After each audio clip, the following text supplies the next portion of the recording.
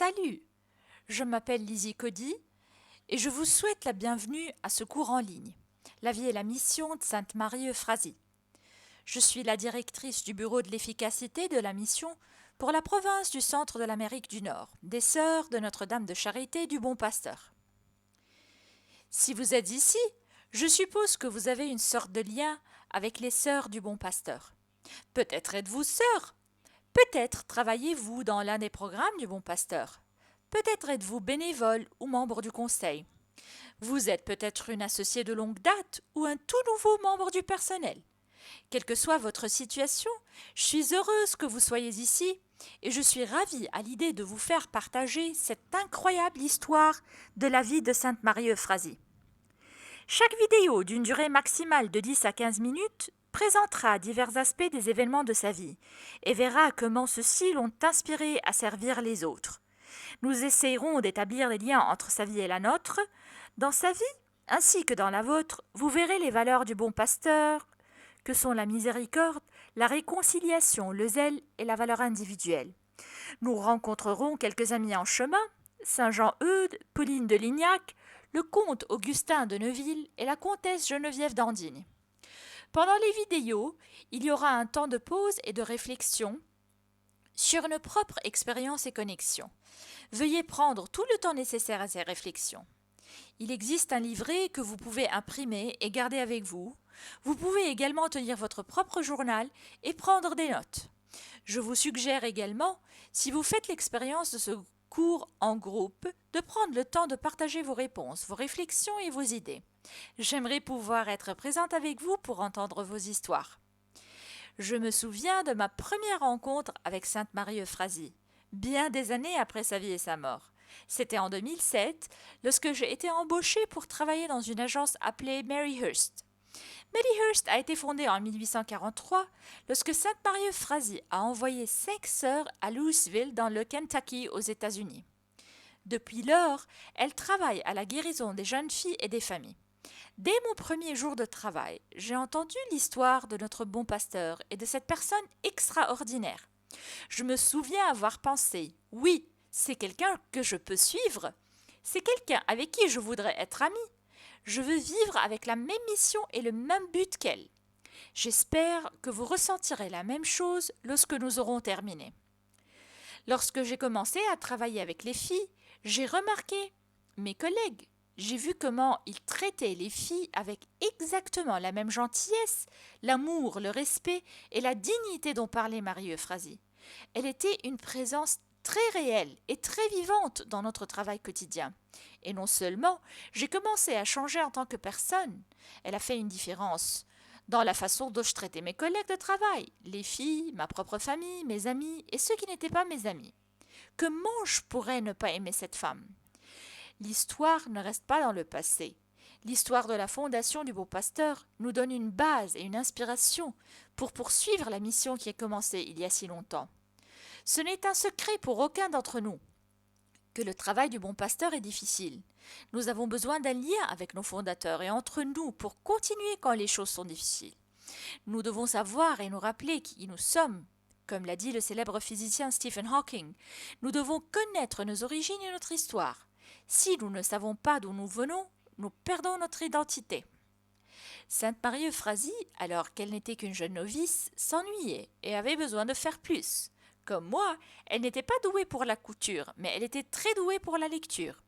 Et elle a reçu une permission spéciale pour étudier les Écritures et l'histoire. Elle a dit « Je peux dire dès mon entrée, dans la vie religieuse, j'avais le fort désir de connaître les débuts, les origines de l'ordre et tout ce qui le concernait. Que lorsque j'étais novice à Tours, je cherchais toujours la compagnie des sœurs plus âgées pour converser avec moi. Mon plaisir essentiel était de parcourir le manuscrit Vie de quelques-unes, des premières mères, les lettres de notre père Eudes, l'abrégé de l'histoire de sa vie qui à cette époque n'avait pas encore été imprimé. Qu'est-ce que Marie Euphrasie a trouvé dans ses livres d'histoire qui l'a tant captivée et inspirée ? Comment notre histoire du bon pasteur nous inspire-t-elle et nous influence-t-elle aujourd'hui ? Comment nous renseigne-t-elle sur notre avenir ? Pour dire les choses simplement, l'histoire est importante parce que le présent est constitué de tous les choix et événements passés, et par conséquent, notre avenir dépend également de nos choix et événements actuels. Aucun d'entre nous serait assis aujourd'hui pour regarder cette vidéo si Saint Jean Eudes n'avait pas fondé les Sœurs de Notre-Dame de Charité, ou si une jeune fille appelée Rose Virginie Pelletier avait décidé d'être infirmière ou épouse au lieu d'être religieuse. Les choix que nous faisons aujourd'hui façonnent notre avenir. Nous devons nous demander si les décisions ou les mesures que nous prenons vont nous rapprocher de qui et où nous voulons être. C'est notre histoire qui nous distingue en tant que bons pasteurs. Soyons réalistes, il existe de nombreuses organisations et groupes qui font du bon travail. Nous pourrions travailler pour la Croix-Rouge américaine, World Vision ou les Nations Unies et faire toutes sortes de bonnes choses. Ce qui fait de nous de bons pasteurs, c'est notre histoire, d'où découle notre philosophie de soins et nos valeurs fondamentales distinctives. L'identité qui découle de notre histoire est unificatrice. Cela ne signifie pas que nous sommes tous les mêmes. Les bons pasteurs sont de toute race, nationalité et religion. Mais le fait que nous avons été fondés par les personnes de Sainte Marie-Euphrasie et Saint Jean Eudes sur les valeurs de miséricorde, de zèle, de réconciliation et de valeurs individuelles signifie que je pourrais entrer dans n'importe quel endroit du monde où se trouve un bon pasteur et trouver quelque chose en commun avec celui qui s'y trouve. Nous sommes attachés à une grande mission et à un héritage mondial qui a commencé avec Dieu au début, a été poursuivi par Saint Jean Eudes dans les années 1600, s'est installé dans le cœur de Marie-Euphrasie dans les années 1800 et continue avec vous. Vous êtes entrés dans cette histoire du bon pasteur qui a commencé il y a des centaines d'années. Dans toute l'histoire, il n'y a jamais eu personne comme vous, et il n'y en aura jamais. Personne n'a vos dons, vos pensées et vos expériences. C'est un moment sacré. Je vous invite donc à être présent à vous-même et à tous ceux qui se trouvent dans la salle avec vous. Avant de commencer, je voudrais remercier Sir Glynis Mary McNamon, Melinda Strickland et Sir Anne-Joséphine Corr pour avoir mis les bases de cette série de vidéos. Prenez un moment pour respirer, une pause avant de continuer. Demandez-vous ce que vous espérez recevoir de cette classe. De quoi avez-vous besoin? Prenez votre temps et écoutez.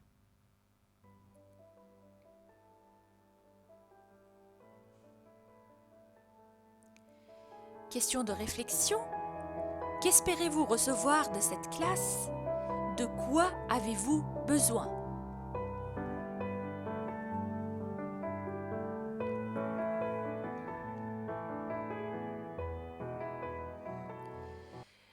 Dans notre prochaine vidéo, nous nous pencherons sur la vie et les influences de Sainte Marie-Euphrasie, qui est née juste une petite fille au nom de Rose Virginie Pelletier. Où et quand a-t-elle vécu? Qui était sa famille? Qu'est-ce qui a jeté les bases de ce qu'elle allait devenir plus tard?